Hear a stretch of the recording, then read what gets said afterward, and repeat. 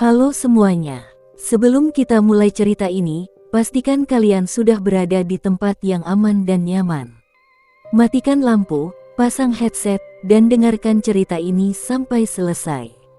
Cerita yang akan aku sampaikan kali ini bukan tentang rumah kosong. Bukan juga tentang hutan terlarang. Ini adalah kisah tentang sebuah kuburan tua, yang setiap malam tertentu mengeluarkan api berwarna biru.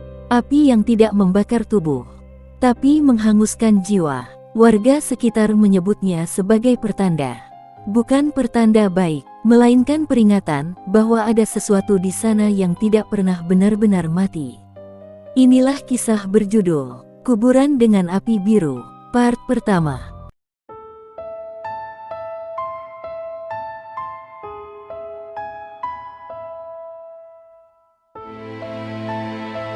Tidak semua gelap itu menakutkan.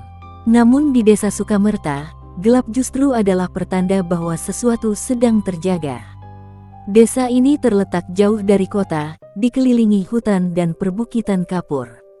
Sinyal nyaris tak ada. Lampu jalan hanya 1-2, itu pun sering mati sendiri tanpa sebab.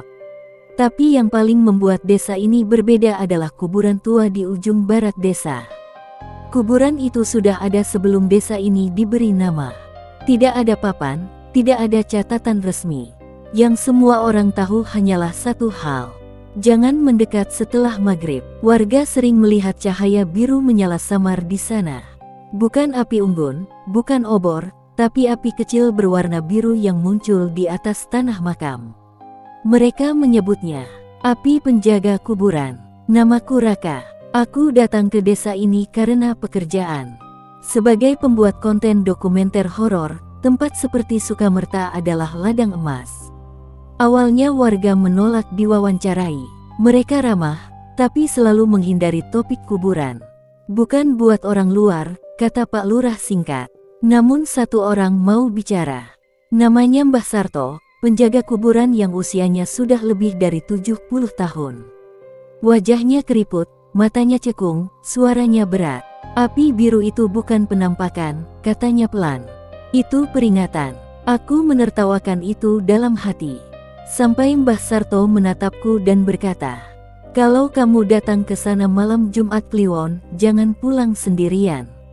Malam itu jam menunjukkan pukul 23.47. Kabut turun perlahan, angin berhenti, suasana jadi terlalu sunyi. Kuburan itu lebih luas dari perkiraanku. Batu nisan tua, sebagian tenggelam ke tanah. Pohon beringin besar berdiri di tengah, akarnya menjalar seperti ular. Lalu, api itu muncul. 1 titik kecil, menyala biru. Lalu 2, lalu belasan. Api-api itu tidak berkedip seperti api biasa. Mereka diam, melayang rendah, seolah menunggu sesuatu. Tiba-tiba bau belerang menyengat hidungku. Dan dari balik nisan, aku mendengar suara tanah digesek. Aku menyalakan kamera. Tanganku gemetar. Suara itu makin jelas, seperti seseorang berusaha bangun dari bawah tanah. Lalu terdengar bisikan, "Raka." Aku membeku. Tidak ada yang tahu namaku di desa ini, selain Pak Lurah dan Mbah Sarto. Api biru itu mulai bergerak, perlahan, mendekat ke satu makam paling tua, tanpa nama. Tanah di makam itu berguncang, dan dari celah tanah, keluar tangan hitam hangus, seperti bekas terbakar. Aku mundur, kakiku tersandung nisan, kamera jatuh, tapi masih merekam. Dari balik api biru, sesosok bayangan berdiri. Bayangan itu memiliki bentuk manusia, tapi wajahnya kosong. Matanya seperti bara mati, tubuhnya penuh luka bakar. Ia berdiri tepat di bawah beringin. Suara berat terdengar di kepalaku, bukan di telinga. Aku bukan yang dikubur, aku yang menjaga. Tiba-tiba aku melihat kilasan masa lalu. Puluhan tahun lalu, seorang dukun sakti mengikat perjanjian terlarang. Ia mengorbankan manusia, mengubur mereka hidup-hidup, dan membakar jiwa mereka agar desa ini selamat dari wabah. Namun perjanjian itu gagal. Arwah-arwah itu tidak pergi. Mereka terjebak. Dan api biru adalah sisa nyawa mereka. Aku pingsan. Saat sadar, aku berada di rumah Mbah Sarto. Tubuhku lemas, keringat dingin membasahi punggung. Sudah kubilang, ucap Mbah Sarto lirih. Kuburan itu mulai lapar lagi. Ia menjelaskan bahwa api biru akan muncul semakin sering jika ada orang luar datang membawa niat salah. Dan aku telah membangunkan sesuatu yang seharusnya tetap tidur. Sejak malam itu, warga mulai menghilang. Selalu ditemukan jejak tanah basah di depan rumah mereka. Mbah Sarto memintaku kembali ke kuburan.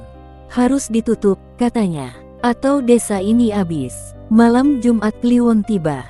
Api biru kali ini menyala lebih besar, lebih terang. Tanah kuburan terbuka.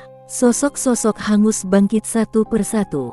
Mereka tidak berteriak, mereka hanya menatap. Penjaga itu muncul lagi.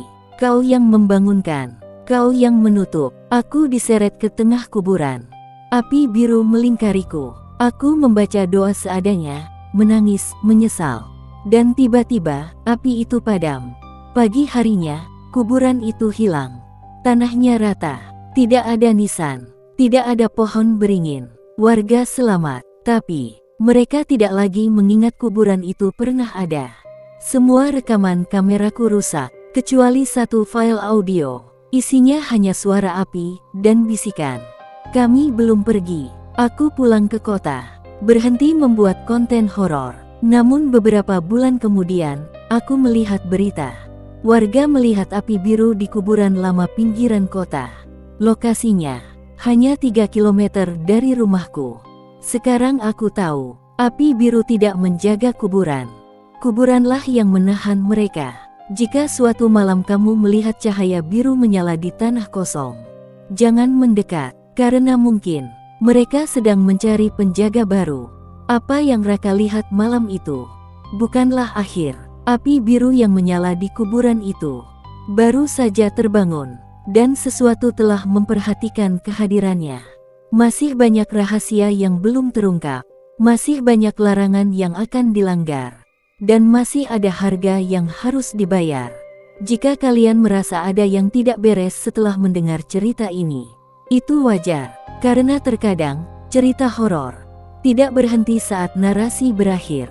Tunggu lanjutannya di part 2. Jika kalian berani.